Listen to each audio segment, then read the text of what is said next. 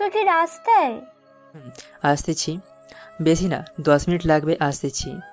ও, তা কষ্ট করে একটু দরজাটার দিকে তাকালে ভালো হয় না জনাব? তাকিয়ে দেখি সুমাইয়া দরজায় দাঁড়িয়ে আছে। জিহ্বায় কামড় দিয়ে ফেললাম। কি রে, তুই না রাস্তায়, তাহলে খাটে আসলি কিভাবে? সরি, আসলে সজাগ পাইনি। ওকে, এসেই যখন পড়েছি তখন বলেই যাই কথাটা। বলেই সুমাইয়া এসে আমার পাশে বসে গেল। আমি আবার রিল্যাক্সে শুয়ে ঘুমানোর ট্রাই করতে লাগলাম। তখনই সুমাইয়া বলে উঠল, শোন, আমার বিয়ে ঠিক হয়ে গেছে। ঘুমের কারণে এত একটা কথাটার পাত্তা দিলাম না।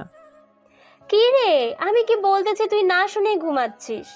ঝাঁকি খেয়ে ঘুম চলে গেল, তাই বিছানা থেকে উঠে বসলাম। বল, কি বলবি? বলছি আমার বিয়ে ঠিক হয়ে গেছে। কি? হুম, আর মাত্র 15 দিন পর আমার বিয়ে, তাই তোকে বলতে আসলাম। যাক, আলহামদুলিল্লাহ। তা কার জীবনটাকে নষ্ট করতে যাচ্ছিস শুনি একটু। মানে, কি বললি তুই?